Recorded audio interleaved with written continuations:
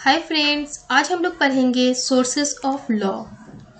तो sources of law क्या है, ये आया कैसे, एंशियंट टाइम में कैसा था, मॉडर्न टाइम में क्या है इसका, ये सारा हम लोग इस वीडियो में पढ़ेंगे। तो सबसे स्टार्टिंग में क्या होगा, इंट्रोडक्शन होगा। उसके बाद कस्टम, मतलब कि कस्टम के जरिए किस तरीके से लॉ आया। रिलीजन के जरिए किस तरीके से लॉ आया। उसके बाद साइंटिफिक, कम्युनिटीज और एजुकेशन, और लास्टली हम लोग पढ़ेंगे इक्विटी।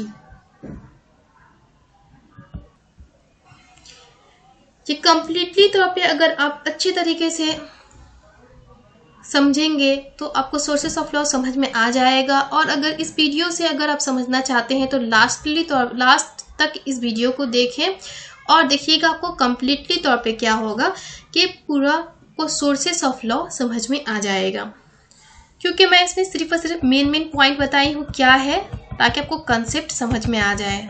चलिए हम लोग इंट्रोडक्शन पढ़ते हैं। इंट्रोडक्शन में क्या है कि जैसे कि मान लीजिए कि लॉ जब हम बोलते हैं तो हमारे सेंस में क्या आता है, हमारे सेंस में ये आता है कि ये कमांड होता है स्टेट का और ये इन्फोर्स किया जाता है अलग अलग जो ऑर्गन होते हैं स्टेट के, उसके जरिए। लेकिन क्या प्रीमेटिव टाइम में भी ऐसा ही था, स्टेट के जरिए लॉ बनाया जाता था या स्टेट के कमांड को ही हम लोग लॉ मानते थे? ऐसा है या नहीं, वो हम लोगों को पता चल जाएगा। आर.एम. मैक्लेवर जो है उनका यह मानना है और उनका यह कहना है कि लॉ जो है वो एग्जिस्ट होता है स्टेट के बिफोर, मतलब कि उस वक्त भी इस लॉ पाया गया जब स्टेट नहीं था, स्टेट का वजूद नहीं था, स्टेट को क्रिएट नहीं किया गया था। उससे पहले भी क्या किया गया, लॉ पाया गया। आपको मालूम होगा कि स्टेट जो है कैसे बना। स्टार्टिंग में तो स्टेट नहीं था, लोग वैसे ही रह रहे थे। तो क्या है कि स्टेट जब नहीं बना था उससे पहले भी लॉ था, तो किस शक्ल में था, किस फॉर्म में था लॉ? ये सवाल, ये क्वेश्चन मतलब होता है। In what forms does law exist? अगर ऐसा है तो जो लॉ है वो किस फॉर्म में एग्जिस्ट कर रहा था? जैसा कि नॉर्मली आपको मालूम होगा कि हमारे कंट्री में भी कैसे लॉ को पास किया जाता है। 3 ऑर्गन ऑफ दी जो गवर्नमेंट है उसके जरिए। 3 ऑर्गन ऑफ गवर्नमेंट क्या है, लेजिस्लेचर, एग्जीक्यूटिव एंड जुडिशियरी। तो इन तीनों के जरिए क्या किया जाता है कि लॉ को कहीं ना कहीं कोई बनाते हैं, कोई पास करते हैं, मतलब कि सबका रोल, तीनों का रोल होता है लॉ को बनाने में। लेकिन क्या प्रीमेटिव टाइम में भी वैसा था या वैसा नहीं था, तो वो हम लोगों को पता चल जाएगा। देखिए क्या है कस्टम। कस्टम, जब स्टार्टिंग में कोई लॉ नहीं थे तो कस्टम वगैरह जो था, जो रीति रिवाज होता है, वो लॉ था, वो था सोर्सेस ऑफ लॉ। इंसान का जो लाइफ था, जो सोशल लाइफ जिसको हम बोल सकते हैं, वो कंट्रोल किया जाता था किसके जरिए, कस्टम के जरिए। मतलब कि अगर कोई गुनाह करता है, कोई अगेंस्ट जाता है, कस्टम के अगेंस्ट जाता है, जो भी उन लोगों का रीति रिवाज था उस टाइम का, तो उसे पनिश्ड किया जाएगा। मतलब कि कस्टम के बेसिस के ऊपर ही उन्हें पनिश्ड किया जाएगा।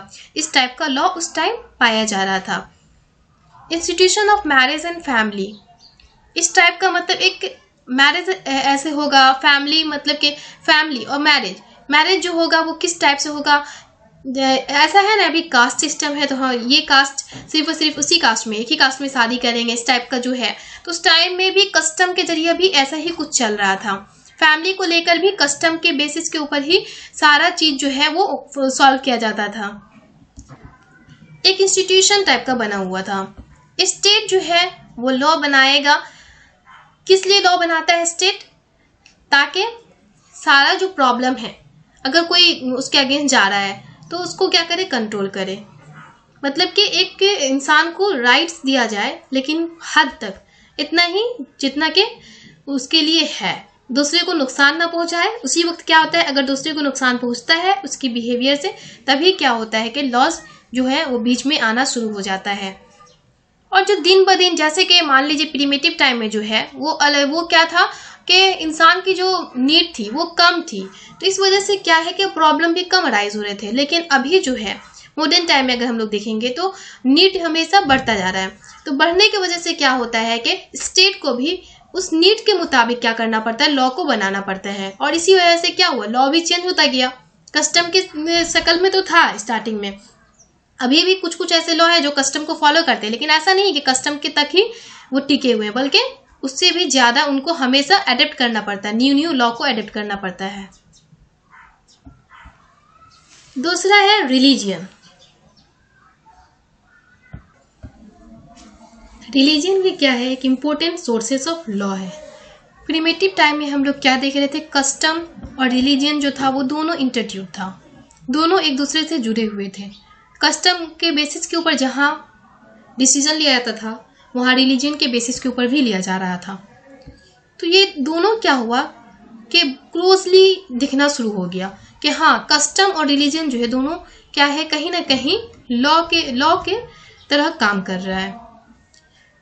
और जो प्रीस्ट थे, पुजारी वगैरह जो थे, और किंग, दोनों में क्या था, लिंक देखा जा रहा था कि दोनों क्लोज होते जा रहे हैं।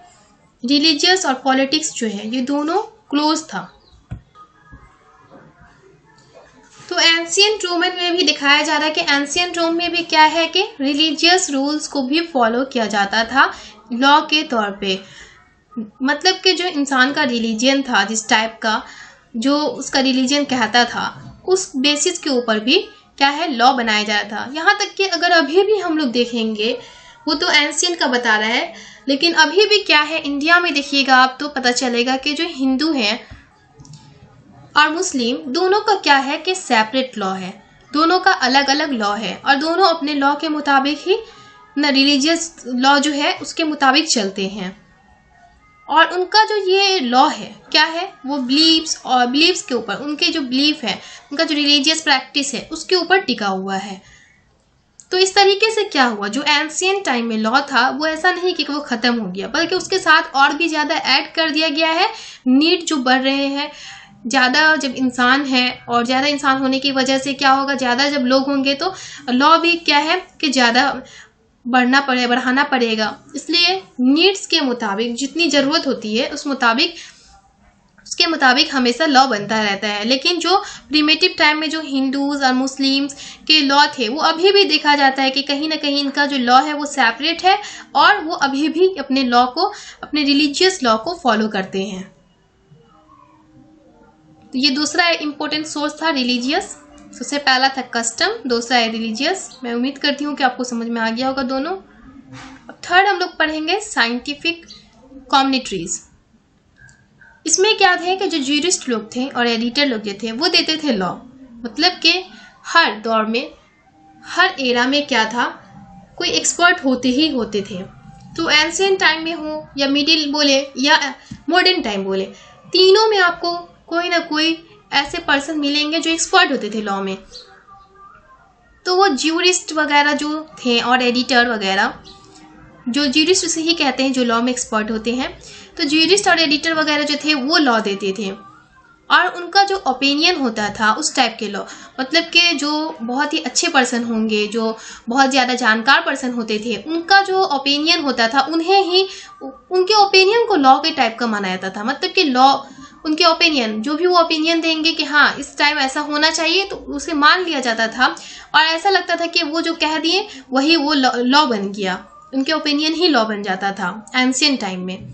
इंग्लैंड में क्या था, एडवर्ड को कहते हैं कि, और ब्लैक स्टोन जो है वो दोनों ओपिनियन देते हैं इस बात को, मतलब कि दोनों ओपिनियन देते थे एंशियंट टाइम में। इंग्लैंड में देखा गया क्या कि ये दो स्कॉलर जो थे वो दोनों क्या करते थे, इनकी दोनों की ओपिनियन को लॉ जैसा माना जाता था। मतलब कि बहुत सारे थे लेकिन उनमें दो इंपॉर्टेंट बताया जा रहा है। अमेरिका में जोसेफ स्टोर एंड जेम्स केंथ, ये दोनों इंपॉर्टेंट थे, इन दोनों के ओपिनियन को लॉ जैसा माना जाता था। और बहुत सारे स्कॉलरों के जो ओपिनियन होते थे उन्हें भी लॉ माना जाता था, लॉ कोड के तौर पे माना जाता था। तो आपको समझ में आ रहा होगा कि सोर्सेस ऑफ लॉ कहाँ से मतलब कि लॉ आया। तो साइंटिफिक कम्युनिटीज के जरिए भी लॉ आया। जो भी साइंटिफिकली तौर पे अगर कोई चीज़ को पेश कर दे रहे, बता दे रहे हैं, तो वो भी क्या है कि उनके बात को भी मान लिया जाता था और लॉ के तौर पे माना जाता था। अगर कोई इसके अगेंस्ट गया तो उसे क्या किया जाता था, पनिश किया जाता था। एडजुडिकेशन, एडजुडिकेशन मीन्स होता है कि डिसीजन ऑफ जुडिकेशंस। जुडिकेशन का जो डिसीजन होगा, ज्यूरिस्ट लोग का जो डिसीजन होगा वो। केस लॉ जो था वो एक लॉ था, case law, England and supreme court, जो इंडिया का सुप्रीम कोर्ट है। और जो डिसीजन लिया जाता था अमेरिका में और इंडिया में, वो एग्जाम्पल के तौर पे रखा जाता था। एडजुडिकेशन में क्या है, एडजुडिकेशन में मेन चीज है, जैसे कि कोई भी केस आया तो क्या हुआ, कोर्ट तो सॉल्व करेगा ना उसको, तो कोर्ट सॉल्व तो कर दिया, लेकिन कुछ ऐसा केस आया जो उसके लॉ के क्या है कि जो भी लॉ, जितना ज्यादा अभी लॉ है उसके अगेंस्ट नहीं है, मतलब कि उसके बाहर है, बियॉन्ड बोल सकते हैं। तो क्या है, उसके बाहर है वो लॉ, जो भी वो क्राइम किए हैं वो उसके क्राइम जो है उस लॉ के अंदर नहीं आ रहा है। तो वो क्या करेगा, उस टाइम में जो भी ज्यूरिस्ट वगैरह रहेंगे वो पिछला देखेंगे कि इस टाइप का क्या केस हुआ है, अगर इस टाइप का केस हुआ है तो उसे किस तरीके से सॉल्व किया गया था, और उसे क्या करेंगे, उस केस को एग्जाम्पल के तौर पर रखकर अमेरिका में भी और इंडिया में भी ऐसे क्या होता है, वो क्या करते हैं कि डिसीजन लेंगे कि इस टाइप के केस को किस तरीके से सॉल्व किया गया। जैसे कि मैं आपको एग्जांपल देती हूँ, क्या किया, एक जैसे कि औरत है, वो अपने बच्चे को जहर दे देती है और अपने भी खुद भी जहर खा लेती है, लेकिन इत्तेफाक से क्या होता है, वो औरत बच जाती है लेकिन उसका बच्चा मर जाता है। क्यों? क्योंकि वो औरत तो बड़ी रहती है, तो उसको जहर जो जाता है, पॉइजन, वो थोड़ा ही जाता है और उसका बॉडी उसको बेयर कर लेता है, बर्दाश्त कर लेता है, लेकिन उस बच्चा था, इसलिए क्या होता है कि वो जहर अटैक कर जाता है और वो पॉइजन खाने की वजह से वो बच्चे का इंतकाल हो जाता है, वो मर जाता है। तो क्या होता है कि जाती है वो औरत कोर्ट में, बोलेगी कि ऐसे से मैं खुद अपने बच्चा को मार दी, मैं गुनाहगार हूँ। तो उसको क्या होगा, उसको कैसा डिसीजन लेगा? तो उस वक्त क्या करना पड़ता है, उन लोगों को, जो ज्यूरिस्ट लोग रहते हैं, लॉ एक्सपर्ट रहते हैं, उन्हें पिछला केस को देखना पड़ता है कि इस टाइप का केस हुआ था या नहीं। अगर उस टाइप का केस मिल जाता है उनको, तो क्या करते हैं, उसी मुताबिक चलते हैं, मतलब कि एग्जाम्पल के तौर पे उसे लेते हैं और उस टाइप से उसे डिसीजन सुना देते हैं। जब साइलेंट हो, धुंधला हो, अनसर्टेन हो, मतलब कि एग्जैक्ट उसका कोई डिसीजन नहीं मिलता है, तभी वो लोग वैसा करते हैं। तो जज क्या करेंगे, लास्ट में अपना ओपिनियन देंगे और सारे सिचुएशन को सॉल्व कर देंगे। अब क्वेश्चन आ रहा होगा कि अगर एग्जाम्पल ही ना मिला तो क्या करेंगे, तो वो भी है इक्विटी। ये हो गया फिफ्थ आपका important sources of law. Fifth में क्या होगा, जैसे मान लीजिए कि एग्जाम्पल भी नहीं है, वैसा केस आया ही नहीं अभी तक, तो क्या होगा कि उसे न्यू तौर पे मोरलिटी के जरिए, अपने मोरल के बेसिस के ऊपर सही से अपना डिसीजन वो जज सुनाएगा। और इस तरीके से भी क्या होता है कि लॉ बनता है। अगर जो भी लॉ पाया जा रहा है वो इनएडुक्वेट है और जजेस जो है वो देख रहा है कि वो अजीब सा, मतलब ऐसा सिचुएशन आ गया है कि उसे सॉल्व नहीं कर पा रहा है, वैसा कोई केस अभी तक देखा नहीं, तो जज क्या करेंगे, अपने कॉमन सेंस को यूज करेंगे और उस सेंसेस के जरिए वो एक अच्छा सा उसे इंसाफ देंगे। तो जस्टिस देंगे, जस्टिस किस बेसिस के ऊपर उनको देना होगा, फेयरनेस के ऊपर और अपनी अंडरस्टैंडिंग के ऊपर देना पड़ेगा।